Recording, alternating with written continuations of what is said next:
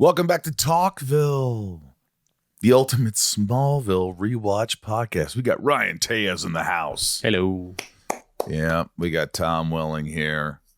And finally, hey, we're moving along, guys. We are moving along. Gosh, I can't believe this is episode 17 of the 5th season. I can.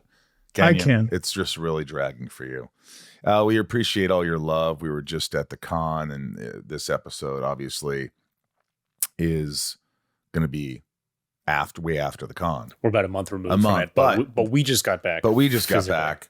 And I think it's worth mentioning. I don't know about you, Michael, but how much fun was it having Ryan there? Ryan, what was your experience? Did you get the fans? You get to hear how the show affected the fans and how this podcast affected the fans, and how much they love Ryan. I know it was really, really something. It was really cool to sort of get stopped because I come here and I just see you guys. It's very insulated, and it was cool to see the people who are out there, because a lot of the names that we read.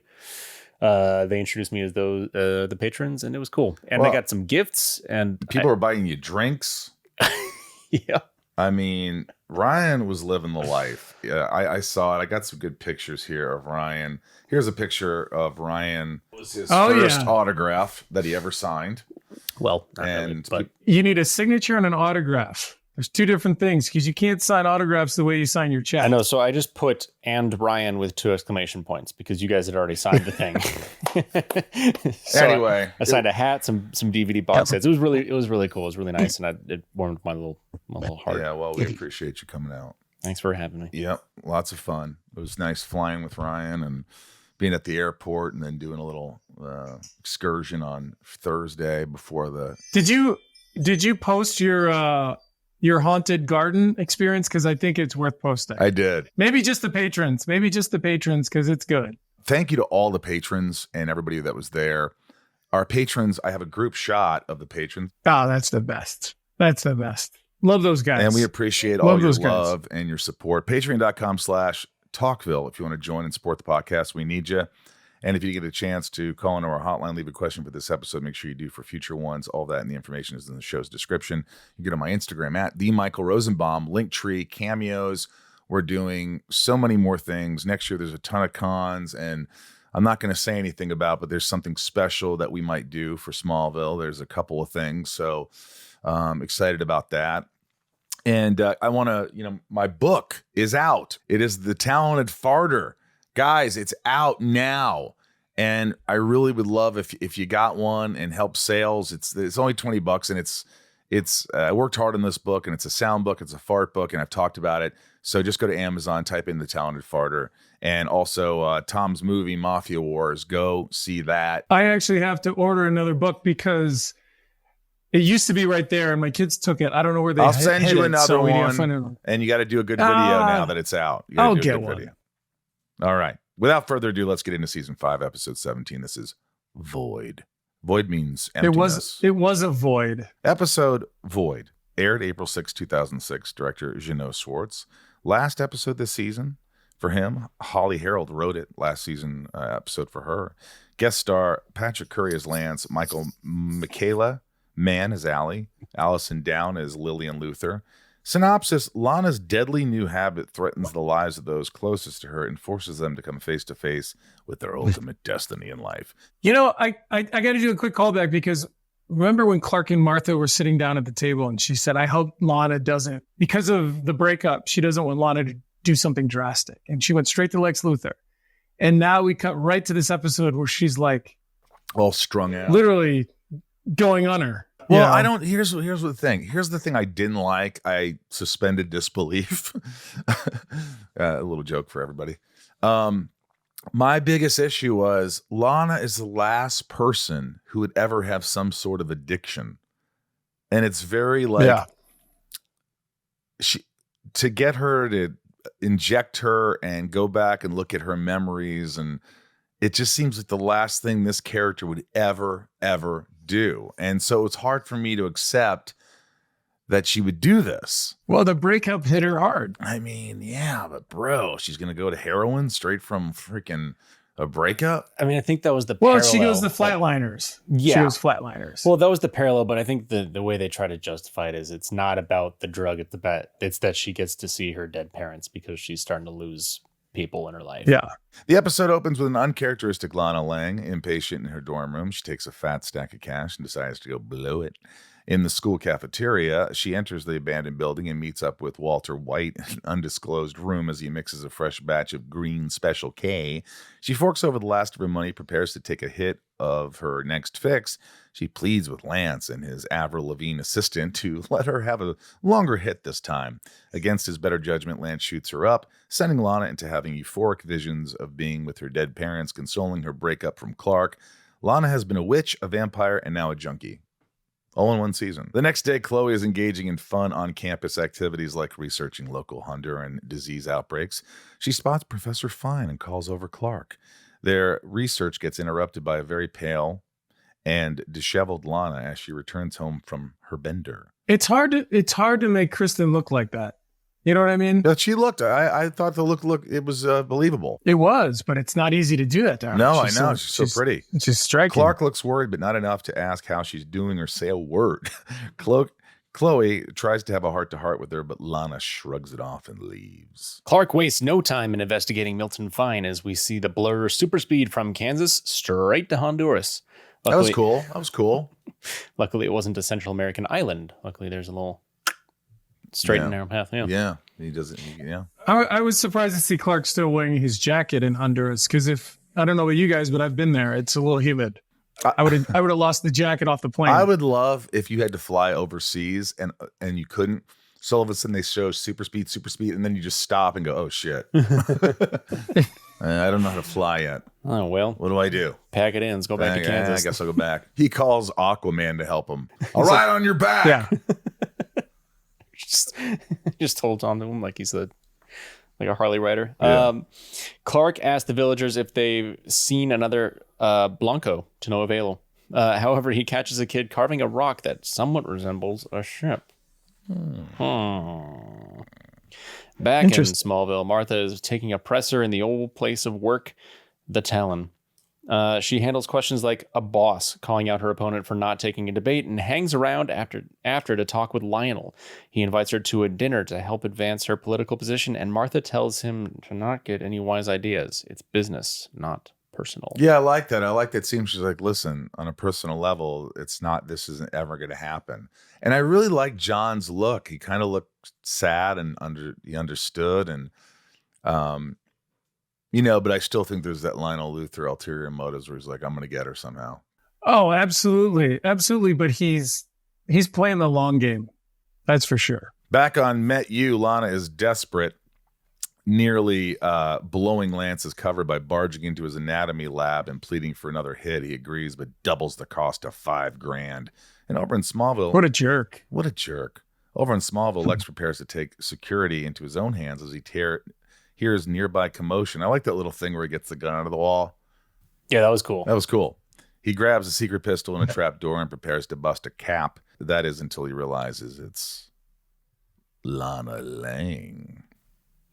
Lex tells Lana that she didn't need to play Robin Hood and just had to ask her for $5,000 directly. He interrogates her by his fireplace and gets Lana to reveal that she is hooked on the thrill of dying with this new drug. I really like that scene with me and Lana. Didn't you? I do too, because she's got you wrapped around her finger. Yeah, but I don't understand. I like the. Yeah. Yeah, I agree with that. I agree. She's like, she knows it. So she's like, I need your help. Here's what I don't understand. Lex relates with the loss of his mother, but tells Lana that her parents would not want her to become a junkie. I get all that. He tells her not to focus on the past and just focus on the Luthor future. She agrees and steals his keys on the way out. See, he says all you have to do is ask. So she's about to get money from him. She's like, she could just say, don't ask what I need. I just need money. And he would give it to her. But instead she steals his keys, which is ridiculous because it's in his name. And it's like, why would she just steal his keys? He's going to give her money. Because it's supposed to be ridiculous. That's why it's good drama. That's why it's good tension. Because she's like, you're going to give me $5,000, but I'm going to steal your Porsche. It's worth $100,000. And I'm out of here and I don't have to talk to you anymore. It's good tension. Clark gets guided to the site of the spaceship from the local Honduran kid, but it's missing. But there's a large imprint of where it was, so that you know that it was there. For imprint, for certain. It's in the exact same shape. Back to Metropolis, Chloe gets a frantic call from Lex in search of Lana. She heads to the Marilyn Manson decorated dorm of the Jesse Pinkman in this story. Allie tells Chloe that Lana is fine and not to worry about it. As Chloe presses more, Allie begins to have an adverse reaction, pleading for someone to save her, but it's too late. She fucking dies. She was good. She definitely looked like a cracked out heroin junkie. Yeah. I mean, gosh, she was sweating profusely in the scene. She was like... Good job. This was crazy for a Smallville. They just showed an overdose death. Yeah. Yeah. On the WB. I like when they get dark. And Chloe was just there. Yeah. Jesus. That's weird. Yeah. That's dark. Later that night in the cafeteria meth lab, Lana finds Lance cleaning up the operation and prep to flee after Allie's death. Lana says this is a minor speed bump and asks him to shoot her up one last time. Lex tracks down Lana with the help of LoJack and begins fighting with Lance. This allows Lana enough time to grab a vial and flee. When Lex's back is turned, he gets jabbed with the green K and begins to trip, man. I don't know about you guys, but when Lex showed up here, I was happy. Like he's the hero here. Because normally this is Clark showing up. When Lex showed up, I was like, fuck yeah. Like that was cool. You ever hear of a thing called GPS? I've got it. I like that. It's a tracker. And I got you. It's called the internet. Yeah, and that dude clocks him. And No, I agree. Yeah, it was comforting because it was like we're in this weird, dark, druggy underworld. Then suddenly it's like, oh, good, Lex is here. Thank God. Yeah. Lex was like, OnStar, where's my Porsche? I did like you ever heard of GPS or whatever? Like, yeah, man. Well, it was relatively new at the time, if you think about it. I mean, Ryan, you weren't born yet, but that was a thing. It's crazy. We gotta have this actress who played your mother on their podcast because she does a great job. That's a good idea. She does a great job, and she's in and out. You know what I mean in the series, but she nails it every time. She's very persuasive. All right, Lex's vision is of his mother shredding the keys. She pokes at Lex's failed political career and mocks him for turning to the dark side. She then raises his hand wearing an O.J. Simpson black glove and tells him he's going to kill a lot of people. See, Bryce put this down as a joke, but he doesn't understand the black glove reference. Do you, Bryce? I don't either. I really don't. What's it about? It's when later on, Lex's hand, something happens, he loses his hand. It's kryptonite poisoning, so he has to wear a glove. Yeah, so he has to wear a glove. Like later on when he becomes the evil, genius. When you were filming this, so it's the did you know point. This? Or I knew it from when they told me, but I didn't right, know. so we're like, you're going to wear a glove, and then you're like, I go, why? Hey, guys, I only have one glove. They're like, yeah. Yeah, I'm... You're like... Why do I only have one like glove? Michael Jackson. And they're like, you know nothing about the mythology of Superman, do you? And I'm like, apparently not. Like, yeah, do I moonwalk? What happens here? Chloe revives Lex. Well, I figured since this one was the one who put you to sleep, this one will bring you back, because that's what people think. How did you not think it was another dose of whatever the guy gave me? It's a different color. She had no choice. She made a good call. Chloe revives Lex and gets him a one-way ticket to Smallville Medical. Clark conveniently shows up and gets the 411 on what's happening outside of this Honduran treasure hunt. Thanks to Homeland Security and her student ID, Clark and Chloe are able to track down Lana in an on-campus lab. Clark super speeds in just in time to prevent Lance from dealing a final fatal dose. However, Lance gets up and makes a move on Clark. The Green K is able to weaken Clark enough to render him defenseless against the attack as he gets injected and sent into Wonderland. Lance prepares to go full Dexter and chop up Clark, but Lana is able to disarm him and cause him to fall into the handsaw, thus killing himself. That was nasty. This had a little horror to it. It was dark. It was goth. It was That's why horror. you liked it, yeah. I mean, imagine laying your belly on a saw. Ugh. You know what I mean? I didn't like that. I have a question for Ryan. So these quote unquote hallucinations, initially you think that that's what they are. It's Lana going into her subconscious, meeting her parents. Is it real? Is it not? When Lex meets his mom, she gives him information that's true. When Clark meets Jonathan, it's information that's true. So it's actually happening. It's not a hallucination.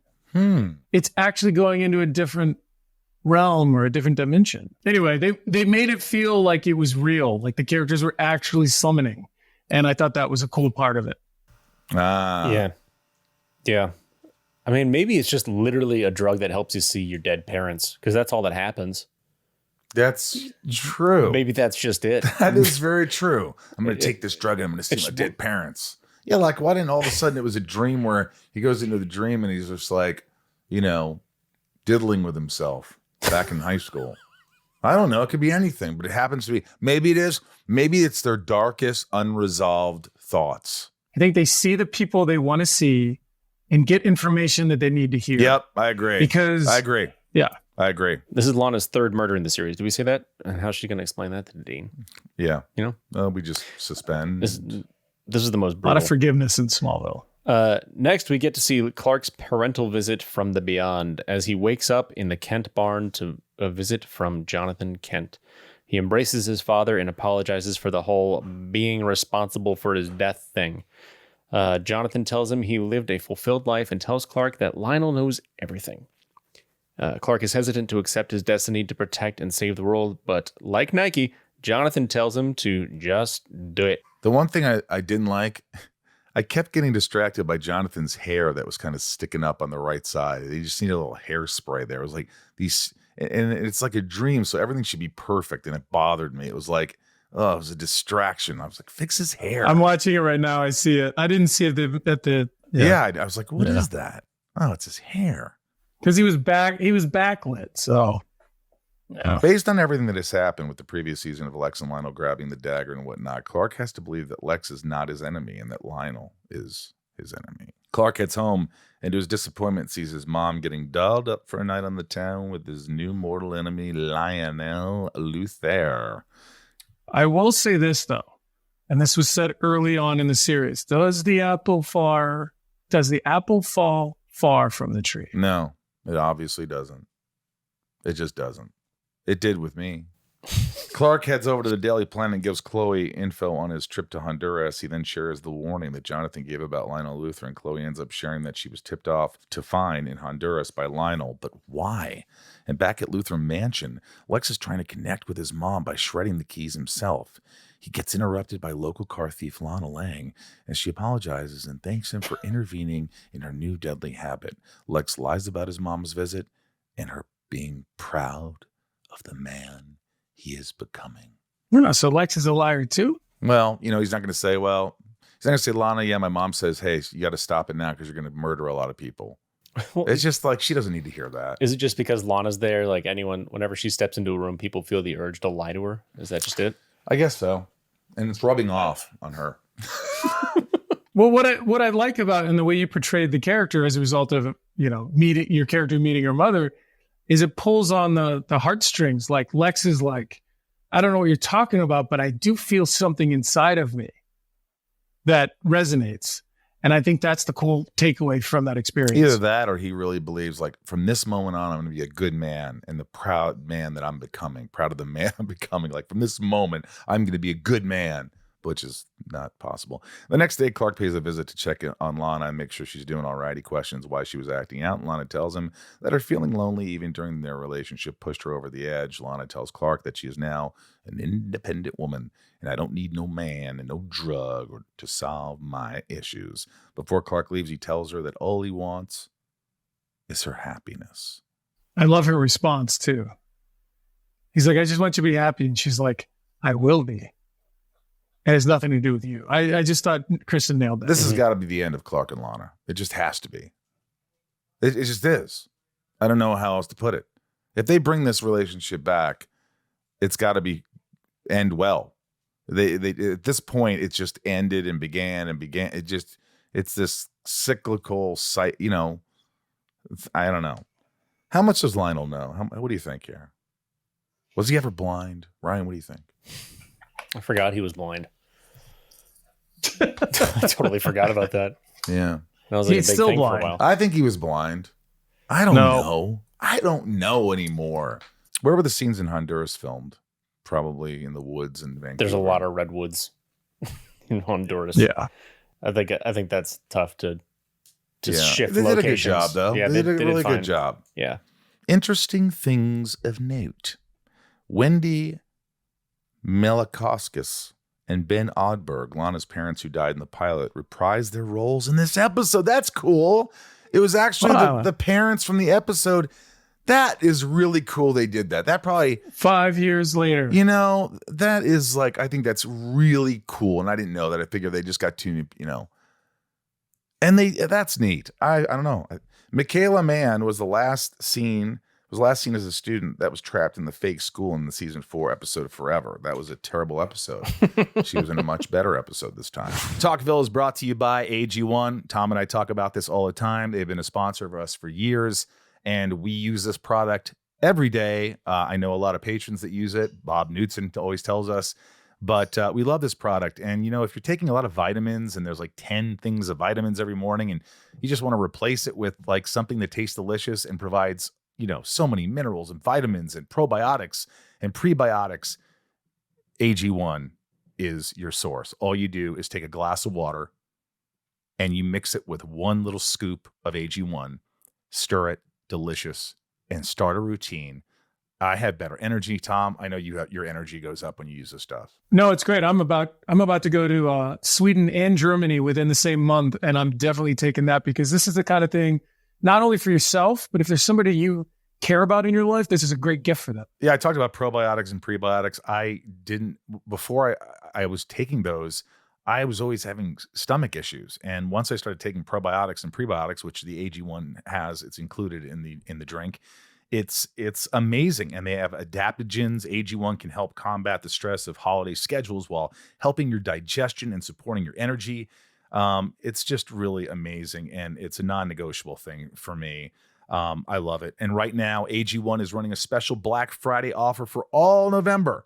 AG1 is a daily health drink packed with nutrients to help alleviate bloating, support sustained energy, and whole body health. So this holiday season, try AG1 for yourself or even gift it to someone special. It's the perfect time to focus on supporting your body with an easy and surprisingly delicious daily healthy drink. And that's why Tom and I have been partnering with AG1 for so long. Every week of November, AG1 will be running a special Black Friday offer for a free gift with your first subscription, in addition to the welcome kit with vitamin D3 plus K2. So make sure to check out drinkag1.com/talkville to see what gift you can get this week. That's drinkag1.com/talkville to start your holiday season off on a healthier note while supplies last. AG1, come on. Karen E. Richardson, how are you? I am doing well, Mr. Rosenbaum. How are you? Welcome to the show. Are you at work? I am at work. I'm a teacher. So, what do you teach? Kids. I teach high school English. So 9th graders and 12th graders. Don't worry about it then. Have you ever incorporated high school Smallville in your English class? Believe it or not, we did some grammar warm-ups today, and I was definitely talking about how Smallville has a podcast. Really? Thank you. Yeah. Did anybody know what you were talking about? Absolutely not. Absolutely not. No. I had an 8th grade teacher in social studies named Mr. Thomas. Easy to remember. And what he did once a week, we would watch a movie, whether it was Glory or these other things. A lot of them were American history and whatnot. And I really do think that because of that class, I got into film and television. Nice. We would watch it and then we'd talk about it. We talked about the effectiveness of it.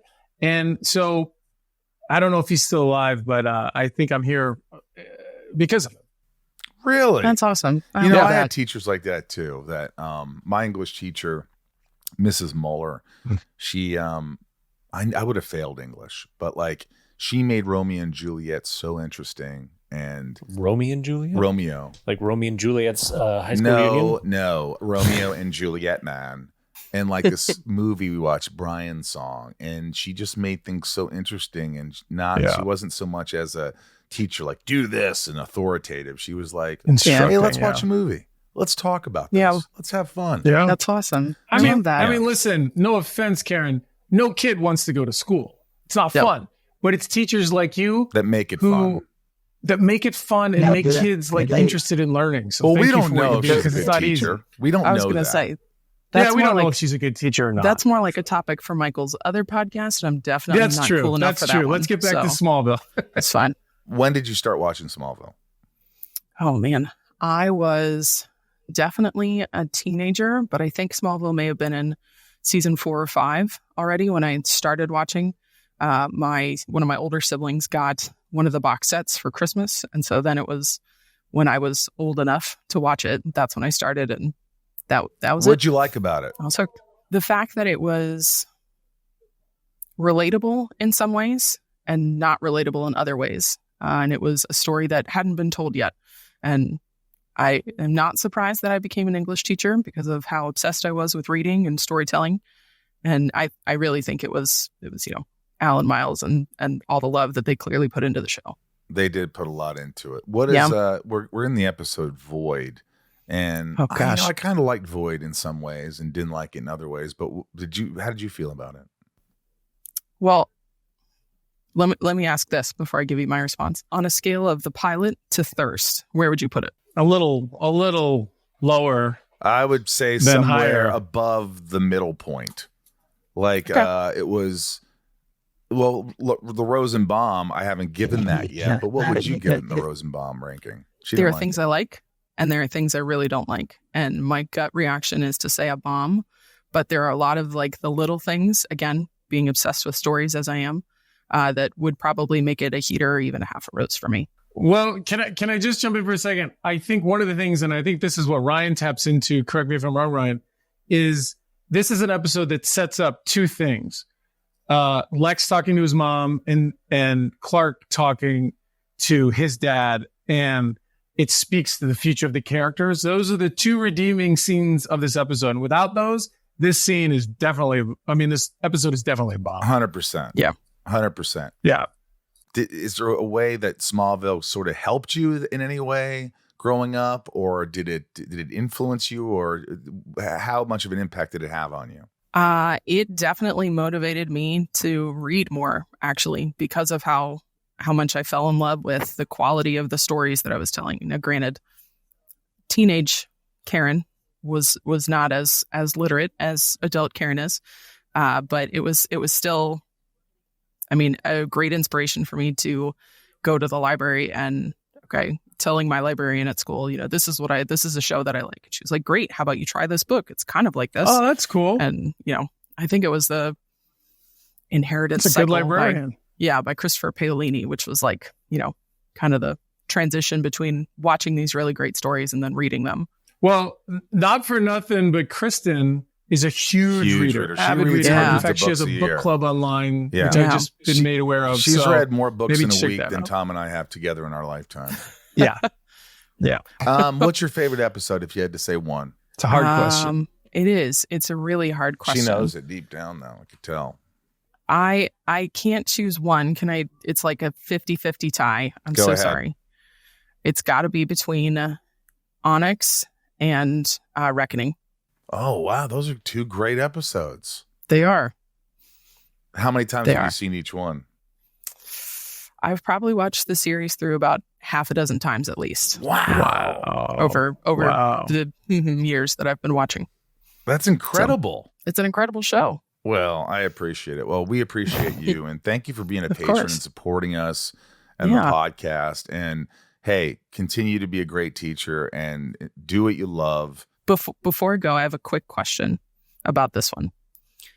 Why the heck, I'm not going to curse, but why the heck was Chloe going Homeland Security style, trying to break in to all of this? Because it was absolutely ridiculous. It's university ID cards, but it's like Homeland Security. Yeah, you know what? This just lowered my rating. I'm sorry. You're right. Sorry. It You're right. just- I didn't think of that.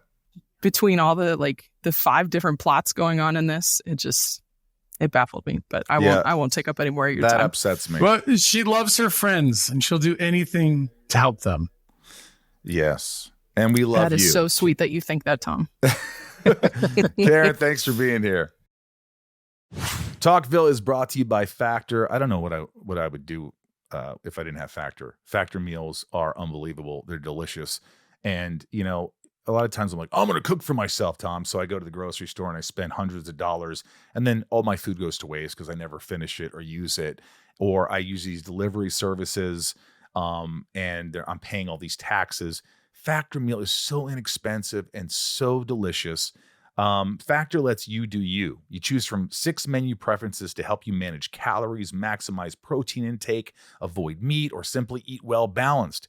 Factor meals are chef prepared and dietitian approved. You're going to love not only how Factor meals taste, but also how they support your goals. I also think that one of the things, it's there when you need it. It's right there. Like, you're hungry, you go get it. Like, it's the most convenient thing there is. Notice how the days are shorter, but your to-do lists aren't. Power through your busy days with Factor's no prep, no mess meals. From breakfast to dinner and anything in between, Factor has easy, nutritious options to keep you fueled and feeling your best.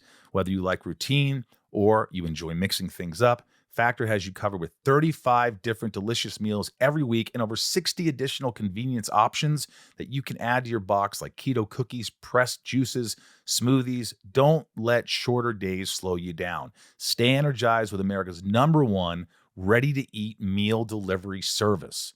Find guilt-free comfort foods like home-style chicken and gravy and loaded mashed potato pork chops, feel-good vegan options like sweet potato and chickpea curry, and globally inspired flavors like Peruvian shrimp and red pepper collie grits. I am starving from listening to you just now, Tom. Factor meals are unbelievable. Head to factormeals.com/talkville50 and use code talkville50 to get 50% off your first box and 20% off your next month. That's code talkville50 at factormeals.com/talkville50 to get 50% off your first box plus 20% off your next month while your subscription is active. This show is sponsored by BetterHelp. I'll tell you, BetterHelp has helped so many people around the world, including myself and Ryan and Tom. So many of my friends are using BetterHelp. And I think a lot of people, Tom, think that, you need a lot of trauma. That's the only reason you need therapy, but that's not true. A lot of things get bottled up inside you. Too many things going on in your life. And sometimes you just need to sit there and talk to someone objectively and clear your thoughts and get a different perspective. And so, well, I just listened to your other podcast. You had a guest on there and they were talking about that. The biggest challenge with having a therapist is making that first call. But it's so helpful just to hear yourself and just having the accomplishment of having completed a session will help you. And this is online. It's easy. You can change your therapist at any time. Look, this month is all about gratitude. And along with everyone we're thankful for, there's another person we don't usually thank enough, and that's ourselves. It's sometimes hard to remind ourselves that we are trying our best to make sense of everything. And in this crazy world, that isn't easy. BetterHelp can help with that. Therapy can remind us to slow down and take stock of just how far we've come on our journey and remind us to really take a look at ourselves and appreciate what we see. Therapy is helpful for learning positive coping skills and how to set boundaries. It empowers you to be the best version of yourself. And it isn't, like I said, just for those who've experienced major trauma. If you're thinking of starting therapy, give BetterHelp a try. It's entirely online, designed to be convenient, flexible, and suited to your schedule. Just fill out a brief questionnaire to get matched with a licensed therapist. Switch therapist anytime for no additional charge. Let the gratitude flow with BetterHelp. Visit BetterHelp.com/talkville today to get 10% off your first month. That's BetterHelp, HELP.com/Talkville. The title of the book, The Talented Farter. Yes. What could that be? Never. This is a wonderful story about a little boy whose only gift, his only real talent is tooting. He can make his toot sound like everything you hear in everyday life. So little Michael loved Halloween, but nothing frightened his friends more than when Michael would stink up a good scare. Can you hear that? Oh, I heard it. It is a lovely story, and it's beautifully illustrated by my friend Heath, and Simon Schuster's putting it out. It's going to be in tons of bookstores and available on Amazon. I'm so proud of it. And now it's time for the hotline. We're going to go to patron privilege, patreon.com/small talkville. And let's get into it. This is Alex B. We love you, Alex. Thanks for the support. Hi guys, Alex B from New York here, calling about the episode Void. So in this season, we've seen almost everyone give up on Lex.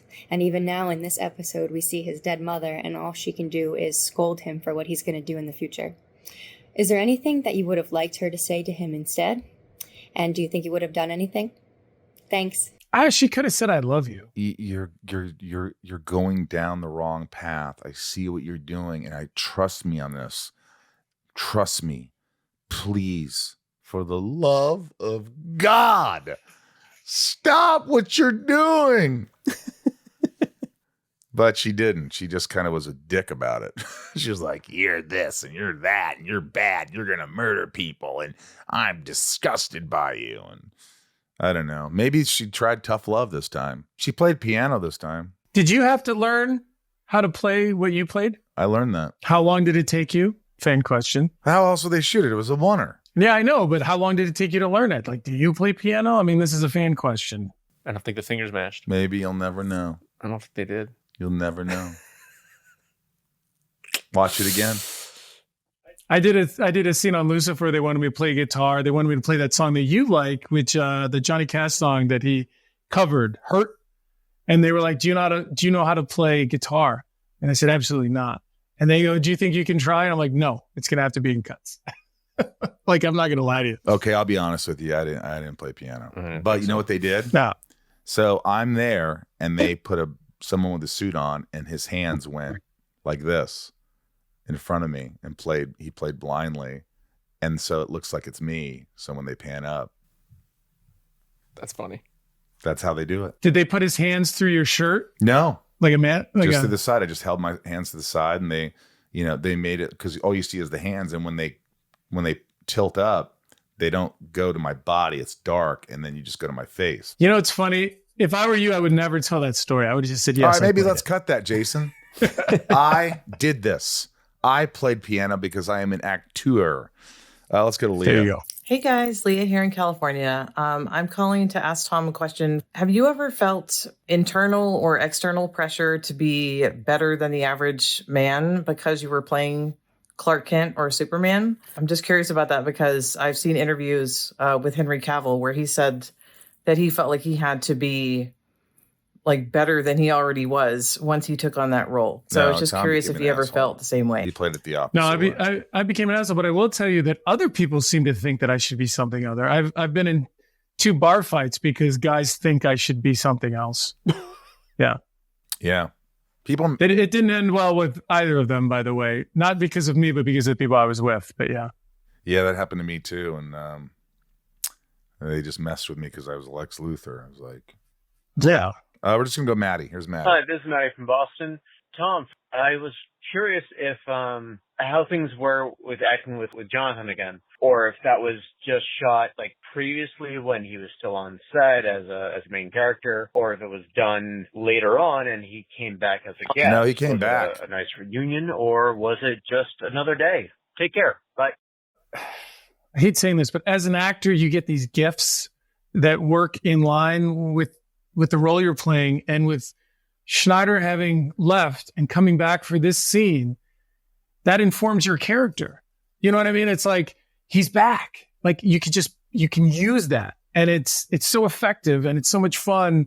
Like me looking at him, being so proud of him, being so grateful for him being around, it informs the character so much. But yeah, he did come back just for that scene.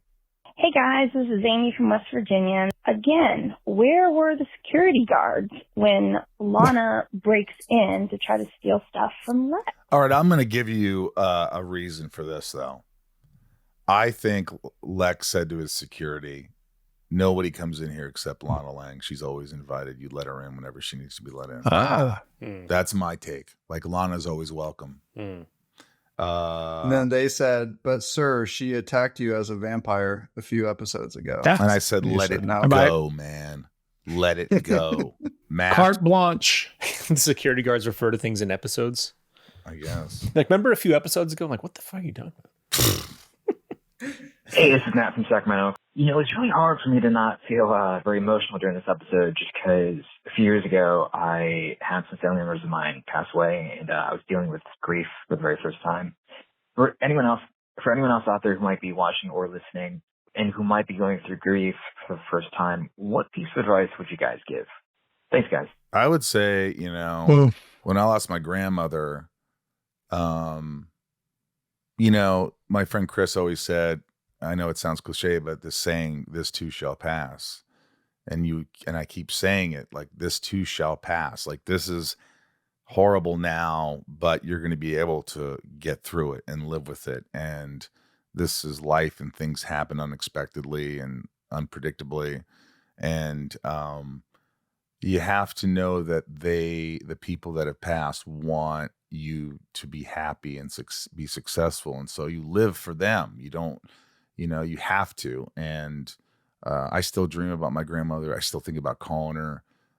She was the closest thing I had at the time. And, you just have to remember those fondly and live for them and yourself. Well, I had this conversation with Thompson this morning. Believe it or not, he made a comment about people dying and what happens. And I said, when people pass away, their spirit goes inside of you. And they go into you, and you can continue to be with them. And I was like, I'm surprised that I said it, but I do believe that. I think the spirit comes into you, and you never a piece of them. You never stop loving them. Yeah. And I also think that's important. And, we talk about mental health a lot. You have to embrace the process of grief. I would encourage you to at least allow it to happen. Don't block it. You have to allow yourself and talk about it. Talk about it to other people who you do love and can support you. I think go to therapy, it's a process. Try therapy, honestly. Talk to someone objectively. Because we have it all figured out, by the way. Well, we're just giving you what we think. Just, Hi, this is Briar from Knoxville, Tennessee. So when I was watching this episode recently with my girlfriend, she had a really interesting comment that she pointed out that around this episode, Lana starts wearing more of Lex's colors. We start seeing her in a lot of blacks and purples, as opposed to in previous episodes in the season where we saw her wearing brighter colors, more of Clark's colors. I just thought that was a really interesting thing to note. And I never noticed that, but that's cool. I wonder if that was a choice. I doubt it. It's too smart. This is why I love it when people call in, because they get things that we don't. Yeah. But it's awesome. Yeah. I think it probably was conscious. I think they're right. Maybe. Sarah? I like that thought, though. It's pretty interesting. This is a top tier. Hi, this is Sarah in Arkansas, where it's ungodly hot at the moment. Void shows some pretty contrasting examples of how people handle grief. Lana is mourning the loss of her relationship, so she turns to drugs. Probably not the best idea, Lana. Clark, who is dealing with the loss of his father, but it's also coming at a time in his life where children naturally become more independent. Martha, whom is trying to navigate how to be a person after losing her partner of 25 years. It's also an episode I enjoy rewatching because I self-identify with Lionel Luthor's reaction to seeing Martha in that dress at the end of it. I do. And Annette O'Toole's an absolute fox in that dress. I feel like it needs to be stated. So yeah, I enjoy this episode. Thanks for doing this, guys. I like that Sarah's video is of her in front of a car that the hood's open. So you see an engine behind her head. See that? I think that's kind of that's cool. It's a cool car. Yeah, I think you said it. I mean, in so many ways. Yeah. I think that we all handle grief differently, and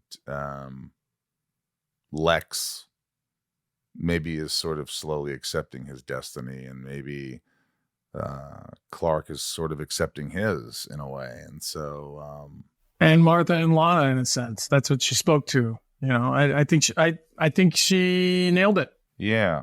Shirley, you don't have a Shirley video here, but Shirley says, did you notice the recurring guest star from last season? I didn't, but again, you're the geniuses. We're not. Text Caitlin, am I the only one who thought that a kryptonite shot straight to the heart should have permanently killed Clark?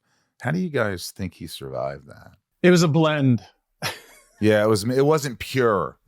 Or it would have killed him. It was like if you just inject straight cocaine, like if you're on a high and but your heart's beating, but you put a little bit of a sedative in there, like little bit of a Xanax, just enough to bring you down. It won't. I don't know, man. Well, let me make it worse. How did that needle penetrate his skin? You know what I mean? Like, come on. Maybe it was made of kryptonite. Chris, does Lana Lang have the most traumatic story arc of any character in TV history? Probably. It's pretty intense. She loses a lot. So Rosenbaum rating system: 3 roses is the best, 3 bombs is the worst. Heaters in the middle. Ryan, go. I know what you're gonna say. Heater. I'll go first. I'll just say I said heater. I got it. It's a heater. What do you give it? Half a rose. Those 2 scenes took it up from a heater. I'm agreeing with Tom. Half rose for me. Can you believe it? Death and save count. 2 dead. Count. Lance and Allie die. 3 saved. Chloe saves Lex. Clark saves Lana. Lana saves Clark. 17 episodes, 34 dead, 35 saved series, and 170 dead, 182 saved. Now it's time for Ryan's favorite scene. Yeah, well, this might make it difficult then. Scene 1, Lex's vision. Scene 2, Clark's vision. Or scene 3, Clark and Lana breaking up officially at the end. You want me to say it first? No, I'm saying I'm already picking scene 1 because I think the Lex scene is more interesting, as much as the Clark scene with Jonathan is cool. I just felt like the Lex scene was more interesting. Okay, you've already picked it, so you can't change. I'm gonna say it's. He already said that Lex was repetitive, so I'm gonna go with the scene because it happened in the other episode, Lexmas. So it was the same story. So I'm going to say it's the Clark and his father story. Tom's right. What? You lied then. I didn't. What did I say the repetitive thing? You said, well, the Lex thing with his mom was sort of the same thing she said in Lexmas. I didn't say that. Yes, you did. I did not say Lexmas once today. Bryce. He's not listening. Dude, you said it was like sort of the same thing that already happened. Like they say this, she says the same thing to him. We're gonna check the tape. Tom, do you not remember that? I don't remember that. Bryce, score's tied this season now. It's 2-2.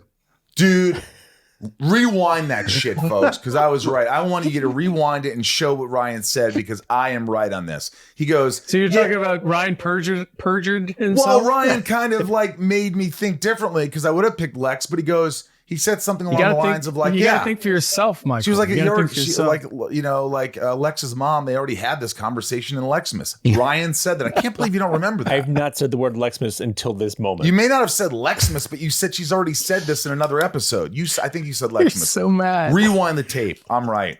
All right. That's it for the episode. Stick around next week as we delicately talk about season 5, episode 18, Fragile. Take the discussion online. Let us know your thoughts on the episode over on the socials at Talkville Podcast, Talkville Pod, patreon.com/Talkville. If you want to support us, which we need you. So the more the merrier. That was funny. And if you want more info like merch on the show or hotline number, you can find that in the show's description. Rosie's Puppy Fresh Breath is available on Amazon and The Talented Farter and Mafia Wars. And please continue watching. And that's it. Thanks to Karen for being on the podcast. Thanks to everyone. Ryan, Tom, Bryce, always good seeing you.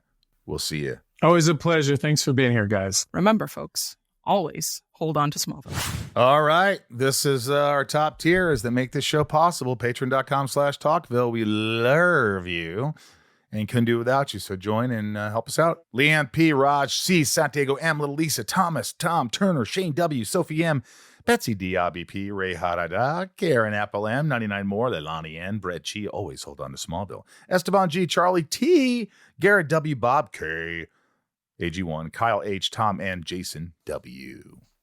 Osama A, Lana Rhymes with Banana W, Nancy D, Brian G, YVRGrips, Amanda R, Teddy, 127, Michael P, always calling in, love it, Ryan R, Jordan M, Randy B, and Craig G. Jor-El, Heather, and Greg. I made Talkville say butts.